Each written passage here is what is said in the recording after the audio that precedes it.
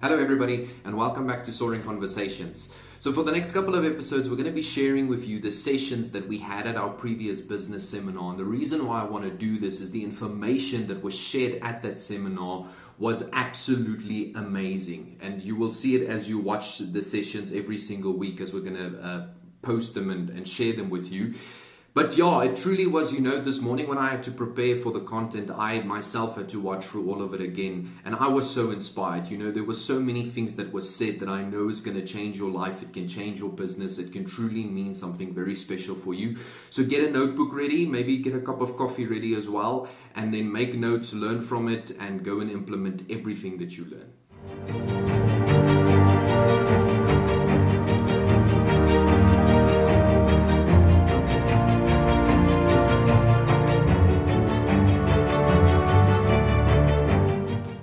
So I'm going to welcome our first guest. He's become a friend of our business, him and his beautiful wife. This is the most beautiful couple in the world that I've ever seen. They're doing amazing things. So I quickly want to read to you who he actually is, because he's going to stand up on here and you're going to see he's a very humble man and he's going to talk about stuff and he's not really going to sell himself, so I'm going to sell him so that this happens. Okay, so listen to this, okay. Tumi Phake, did I pronounce it correctly? Phake, yes, is the founder and CEO of the Zenzele group. He is a multi-award-winning entrepreneur, business speaker, and mentor. He studied in the USA, and listen to this, he was awarded the Young African Leadership Initiative that was spearheaded by the former President Barack Obama.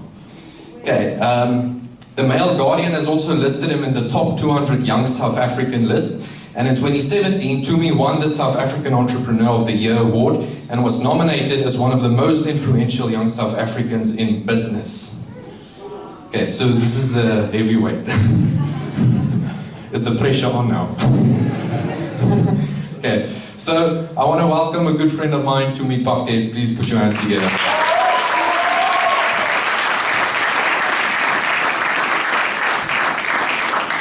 I'm actually looking for salespeople, so I think, he's probably going to sell my business better than I am. How's everyone doing? I think first I just want to say this is such an incredible opportunity. It's such an incredible moment. This is the second time speaking in this event, and I was so excited, because what it stands for. It stands for change. It stands for what we as South Africans need to do, because unfortunately, if we don't do it ourselves, nothing's going to happen. And I just want to share a little bit about my life, my history in entrepreneurship, and hopefully it'll inspire some of you guys that whatever it is that you're trying to do, it is not stupid, it is not small, it is not meaningful. But it has value, because when I also had the dream and I used to tell people about my dream, most of the time they'd be like, what are you trying to do, And, years later, some of the people I've actually hired, and true story, that I've actually started hiring in my business.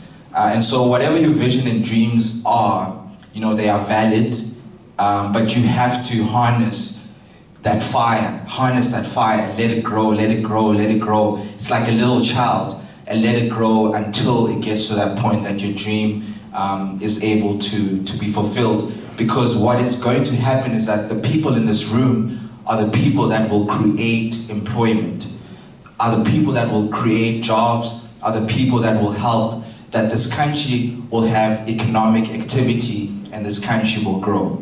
And that is what we need to do. So first and foremost, my name is Tumi Phake. I was born in Katlehong in the East Rand, and I was raised in Tembisa, so I'm a Joburg, Kasi boy, and and eventually I used to be an avid sports person. I used to love reading as well, and when things really changed in my life was when I started reading and started working in a bookstore. So when I finished high school, I had no clue what I wanted to do. I actually wanted to be in the NBA. I thought I was going to be an NBA star, but I wish I was a little bit taller. I was a baller, but I wasn't.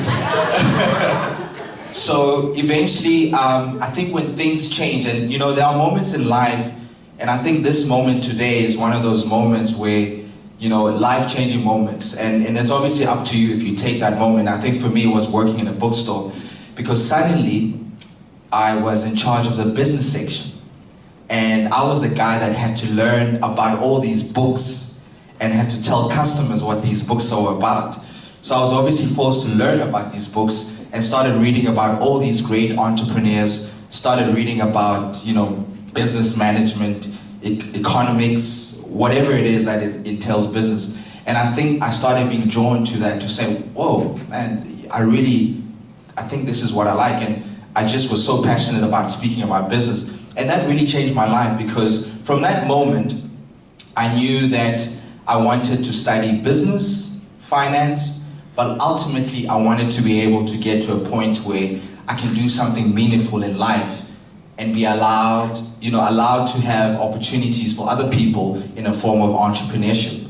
So fast track that, I studied finance, I got into banking. I used to work for Rand Merchant Bank for about 6.5 years.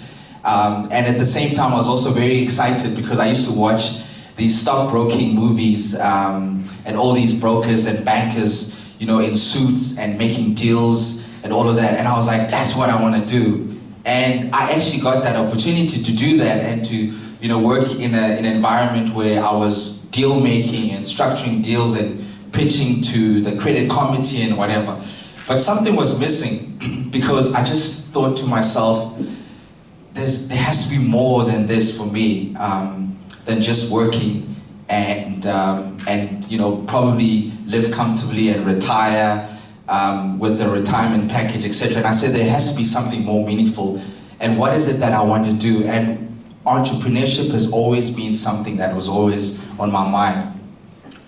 All my friends that I've been friends with, I've always tried to have a business with them, but they just didn't have the fire, weren't interested. So eventually I got to a point where I was like, I need to do this on my own. You know, I have to do this on my own. So eventually, one of the things I was passionate about was fitness. So one of the books I used to read was books on Richard Branson. You know, I love Richard Branson's journey and what he's done. If some of you guys know about him, Virgin Active, Virgin Money, Virgin everything. You know, and I want to be that Virgin guy as well. And I want to do my own, you know, African way of doing it. And I think, you know, Richard Branson was one of those people. And I was interested in fitness, but the fitness business and mostly the gym business. And then fast track later, I started working on a business model, business plan, and boom, I was able to raise 5 million rands to start my first business. Now, I started that business with no experience in what I was doing. I had no experience in entrepreneurship, and I had no experience in that industry. And one of the things that I will say to you guys, whoever wants to start a business, is that investors, people invest in people, first and foremost. They don't invest in the business. Well, I mean, that happens, but first and foremost, every opportunity I've gotten was that people were investing in me. The way I carry myself, being a man of character, value, and sticking to your word, and ultimately that's what people buy into. Because we are all humans, and there's a human element in everything, that no matter how serious the business is, but ultimately people buy into people. And so I was able to get that funding based on that. And I think one of the things that, I think you said it quite well about selling yourself, is that as an entrepreneur, those are the first fundamentals that you need to do to be able to sell yourself truthfully, and not sell yourself, but you're not authentic about what you are selling. And in fast track that, I started the business in 2014, and you know, I think it just stumbled upon very many opportunities. Mainly our businesses focuses on building and designing corporate fitness centers where we have you know, equipment, operations, and we've been able to employ over 200 people over the last couple of years. Some of our top clients, you know, the Discoveries, Apsas, BMWs, you know, we've got quite a number of great clients on our portfolio. And, you know, that also allowed opportunities for me to start tapping into other ventures and other revenue streams, which I have done. We are in the tech space, we are in the health supplement space, we are in the clothing brand, apparel and clothing, and also now we are into the renewable energy space. But all of that had to start with me, you know, mastering what I started in the beginning to be able to get into other spaces. And to date, we've been able to raise over 50 million in, you know, between debt and equity funding. And I know that that is also one of the big areas in entrepreneurship in South Africa, is that a lot of times we have great ideas, but there's obviously one factor that is a struggle, which is raising enough capital to start your business. And so, you know, I don't think that there's actually a one-size-fits-all formula. The one thing that I know is that if you start something and you are in that momentum of starting something and you just keep going and you keep going, you keep stumbling here, there, you keep stumbling, boom, the door opens. So you have to start. You know, one of the things Vusi Tabagwai has also said is that, so I'll quote him as well, is that having a great business is great, but what is more important is having the ability to execute your idea. You know, so to get away from the romanticizing of I have a great business, but to actually start. And you'll find that people who are starting from whatever level that you're starting have the ability to get to somewhere. A lot of times we're very insecure because we want to be perfect with what we're trying to do. And there is no perfect time. The time is now. This session, the time is now. There's no perfect time than this time right now. And whatever it is that you want to do, however, you know, you think it's silly, go for it, because you only have one opportunity in this life. And you want to live a fulfilled life. And by fulfilling your life, you also want to make a contribution to this country. And so that's why I'm very passionate and very excited about this session, because it's going to speak to, you know, some of the tools and things that we could do to make sure that we take this country to the next level. So one of the things that I wanted to speak to you guys about, and, you know, obviously just touching more into entrepreneurship, is that there are some basic things or tools. As I said, that there isn't a one-size-fits-all, but you will find that there are some fundamentals which apply to most, you know, startup, ongoing business, either from small, medium to large businesses. And so yesterday, while I was preparing, I was thinking about what is the one thing that I wanted to talk to you guys about. And so, if you're about to start a business, and a book that I would recommend to you guys is called The Lean Startup, Eric Ries. So the book, The Lean Startups, it talks about developing a minimum viable product to test to your market. And I'll make an example is that sometimes when we think of an idea or build a business, we tend to build it in isolation. So when I say isolation is that you may think your idea is good, but you actually don't have customers that are ready to buy the idea. And we've seen that in many times where there has been incredible businesses, global businesses around the world, and because of the timing, the businesses didn't take off. And we've also seen a lot of great businesses in the world that just literally shot up overnight because of the timing. You know, I'll make an example, for example, TikTok during COVID. The question is, do you think TikTok would have probably skyrocketed the way it is if it wasn't for COVID? Chances are not, because during COVID, a lot of people were at home. So a lot of people were consuming social media. And so the timing was just perfect. And so one of the things that I've also learned is that timing is everything. And that when you build your business, do not build your business in isolation because you assume that people are going to come. There's a lot of tech businesses that I know of that they've came up with a really great tech idea, an app they've developed, and then they started to launch it, and then no one is actually using it. And that's because of the timing that it was done. And so the minimum viable product means that you are able to test the product enough to make sure that there are willing buyers. And this is not based on assumption, but it's actually based on real data that you're able to get. And also, when you are speaking to funders or investors, this is also very good because you can say that, look, we have a hypothesis, a minimum viable product that we've actually set up, and we know that this product is something that people are wanting to buy. And then one of the other things that I wanted to speak about is there's another great business model, which even to this day I use it. It's called the business canvas model. I don't know if you guys know about the business canvas model. Okay, great. There's actually a few people that know about it.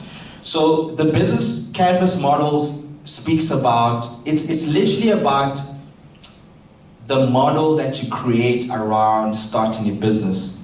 So it's about the questions that you ask yourself, and also the resources, the partnerships, and everything else. It's all the blueprint, and it's the matrix that needs to make this thing, breathe life.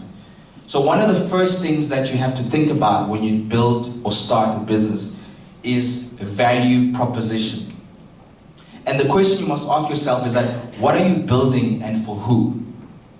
So if you're able to have those answers to say, what am I building and who am I building this for, then you are on your way of answering the question. And also, what problem are you solving? Business, entrepreneurship, everything is about solving a need. We have restaurants, even though we can cook ourselves at home, but we still go to restaurants. We actually spend more money going dining out than actually cooking from home. It's because restaurants have created a need that it creates convenience. You pass by McDonald's, you get McDonald's within 5 minutes, even though it's very unhealthy, but it's convenient and it's right there. And then also the second thing is about customer segment. Who are your customers and why would they buy your service or product? That is the first thing. You can actually Google the business canvas model and it's easily available online, but I'm just highlighting a few things. And then the third one is the channels. How does your product get to your customers?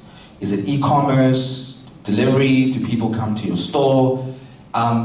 These things may sound very obvious, but there are things that really need to be harnessed.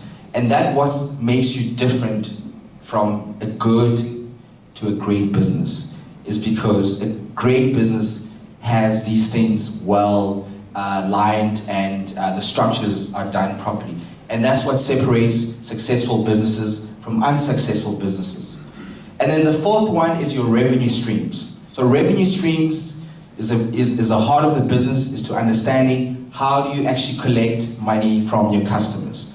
Is it a subscription base? Is it pay as you buy? Whatever it is, these are the things that you have to fundamentally think about, because at times when you do purchases, do your customers pay you after 30 days? What would happen if they pay you after 30 days? Do you have enough cash flow for your business to keep it going while you're actually waiting for the revenue? And then the sixth one is resources. What do you need? Do you need capital? Do you need intellectual property? Do you need the right people in your team? Those are the fundamental things that you need. And then the seventh one is your key partners. So key partners is very, very, very big, because you cannot build a business as a one-man show. You need suppliers. If you are doing, for example, in my one business, I'm doing fitness centers, gym equipment, cleaning services, and all of that. And are these people in line with your structure, and is it also financially viable to make you a profitable business?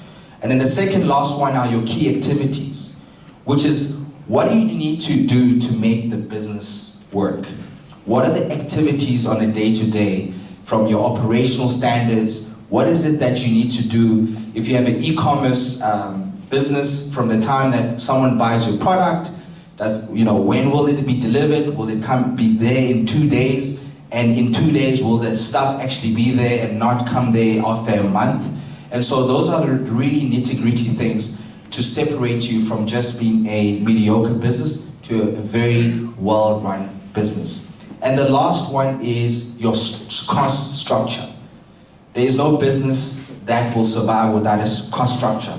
And your cost structure is understanding what are your costs and expenses to operate your business. Fixed cost, variable cost, economies of scale, etc.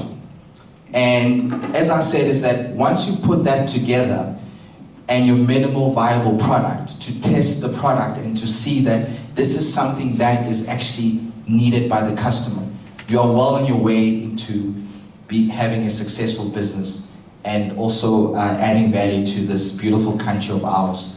I think lastly that I just want to say is that with the sentiment and sharing what you said, is that it is actually very true that, at this stage you have a lot of graduates. I myself we hire graduates, very smart people that have 2-3 degrees that cannot find employment. And the reality of this country is that is what is happening. Because I am experiencing myself where, some of these people, they should be working for massive, large corporates, but they can't find employment. And this is not to scare you, but to say that there is a change, and not only in South Africa, but in the rest of the world, that we need to start thinking that education is a means to take you to the next level, to create something that creates value for everyone else. That, 20, 30 years ago, studying and getting your qualification and finding employment was the status quo. However, it's changed now. And as I said, that it's not to scare everybody, and at the same time, it's not to say that everybody's going to be an entrepreneur. But the sentiment that I want to say is that there is a new shift and a new change. And the shift is that we need to start creating opportunities that will create opportunities for other people. Thank you.